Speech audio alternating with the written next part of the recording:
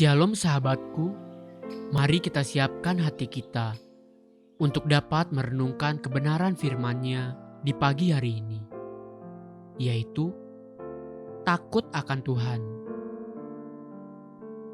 Mari kita buka Alkitab di dalam kitab Amsal 1 ayat yang pertama sampai yang ketujuh. Amsal Salomo bin Daud, Raja Israel. Untuk mengetahui hikmat dan didikan, untuk mengerti kata-kata yang bermakna, untuk menerima didikan yang menjadikan pandai, serta kebenaran, keadilan, dan kejujuran, untuk memberikan kecerdasan kepada orang yang tak berpengalaman, dan pengetahuan, serta kebijaksanaan kepada orang muda. Baiklah orang bijak mendengar dan menambah ilmu, dan baiklah orang yang berpengertian memperoleh bahan pertimbangan untuk mengerti amsal dan ibarat, perkataan dan teka-teki orang bijak. Takut akan Tuhan adalah permulaan pengetahuan, tetapi orang bodoh menghina hikmat dan didikan. Kitab Amsal dimulai dengan satu perikop yang diberi judul oleh Lembaga Alkitab Indonesia dengan judul Tujuan Amsal ini. Secara sangat jelas menyatakan bahwa tujuan amsal-amsal ini bukan hanya bagi orang bodoh atau yang tidak berpengalaman agar menjadi pandai, atau orang muda untuk bisa menjadi bijaksana, tapi juga untuk semua kita, bahkan orang yang sudah merasa berpengertian dan berpendidikan. Mereka pun akan memperoleh amsal untuk menjadi bahan pertimbangan. Ada 31 pasal di kitab Amsal.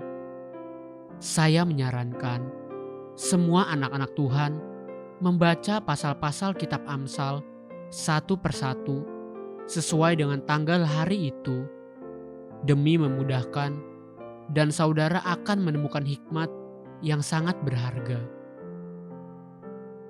Sekalipun perikop pertama Amsal ini menyebutkan tentang tujuan amsal-amsal ini, namun ada satu kalimat penting di perikop pertama kitab Amsal ini yang berkata di Amsal 1 ayat 7. Takut akan Tuhan adalah permulaan pengetahuan, tetapi orang bodoh menghina hikmat dan didikan.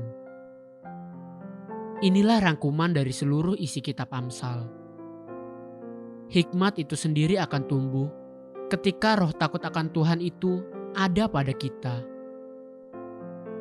Bagi banyak orang, ketika ada kesempatan untuk meraup keuntungan yang besar, sekalipun harus menabrak semua aturan, atau harus merugikan, bahkan mencelakakan orang lain, demi kesempatan untuk meraup keuntungan, orang yang tidak takut akan Tuhan akan melangkah.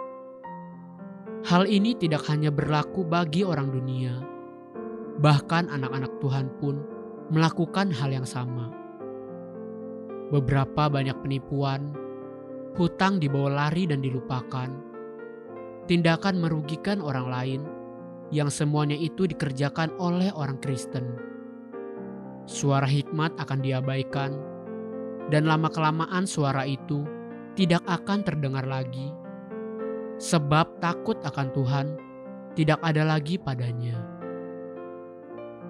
Takut akan Tuhan itu seperti kompas yang menunjukkan arah mata angin. Sekalipun kita sudah mengetahui kemana seharusnya kita melangkah, namun kehendak bebas di dalam diri manusia masih tetap berlaku untuk mengambil keputusan. Akankah saya melangkah mengikuti suara tuntunan hikmat? Ataukah saya akan mengambil keputusan yang paling menyenangkan daging saya sendiri?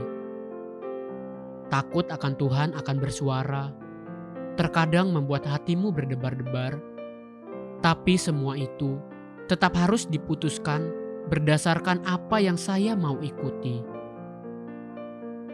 Haleluya. Sahabatku, mari kita sama-sama berdoa. Bapa Surgawi, terima kasih untuk kebenaran firman-Mu. Ajari aku untuk selalu hidup dengan takut akan Engkau, agar aku memperoleh hikmat. Amin. Jesus loves you, and so do I.